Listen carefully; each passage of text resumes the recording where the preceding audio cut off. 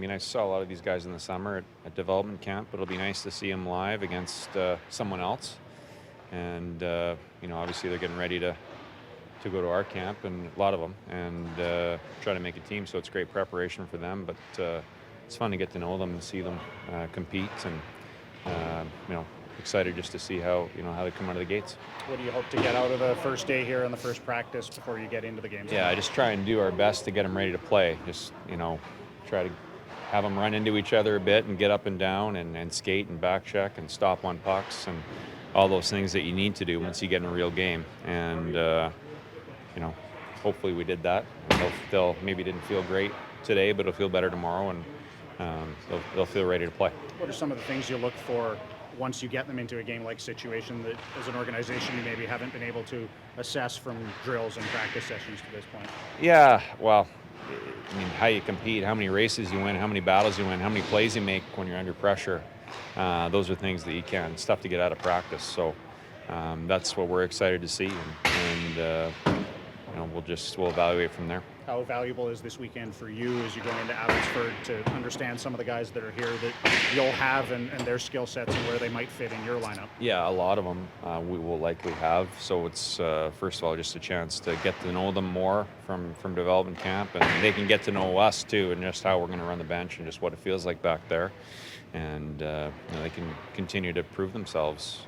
And obviously, right now, they just want to make the best impression they can right here, right this weekend, and then it moves on to camp. So Abbotsford's a long ways away, but for me, it's fun to just watch them work, watch them compete, and hopefully start building something. How different is the evaluation environment once you get into wearing jerseys against another team versus what you saw at development camp over the summer, or what you'll see even in Abbotsford at training camp? It's way better.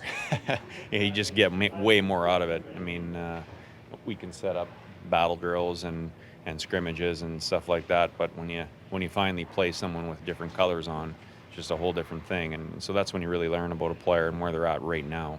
So that's going to be super valuable for us as a coaching staff, but certainly management's here to watch, and the Vancouver coaches, and that's why we're here. Yeah, can you lean into that in terms of what you personally draw from the performances you see? Well, I want to see guys win races, win battles, be extremely competitive, find ways to advance the puck, and then hold the puck, protect it. It's playing the offensive zone as much as we can, be hard to play against, because that's the stuff that translates to a different level.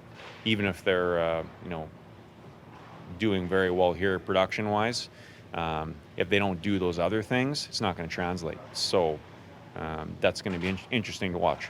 Linus Carlson started on the wing in drills in practice today. I assume we'll see that when you guys start playing games. Yeah, I think the lines we had today is, as of now, probably likely how we'll start, but that could change a period in. We don't know this group. We haven't seen them together. They didn't do a rookie tournament before, right? So it's a clean slate for a lot of guys. I'm new, obviously, so we'll just see how it plays out.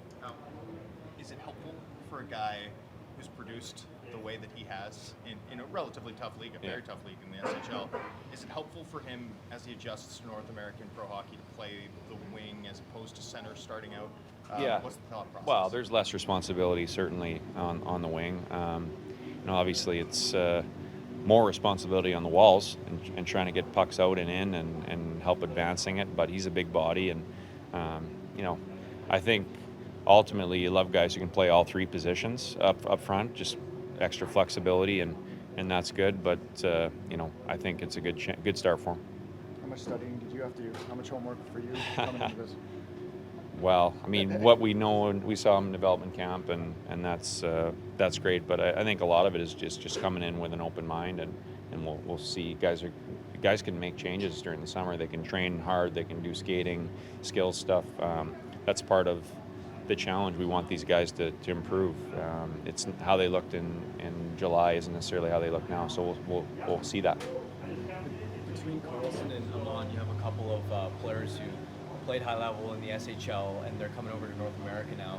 With that sort of adjustment, what are some of the slight differences that maybe take a little bit of time to become accustomed to, and how do you kind of help them in that process? Yeah, well, I mean, obviously the small rink things happen quicker. There's those races happen quicker. It's just you don't have it's 5 feet to a loose puck, or it's 2 feet. Little things. You're closer to the net, and that's offensively and defensively. But I think ultimately the good ice is between the dots, and it's the same. So they'll. I don't think it'll be a big deal. These guys, it's a global game now. You know, guys are they're exposed to this. He's been here in the summer too. Those two. So I don't think it'll be a big adjustment.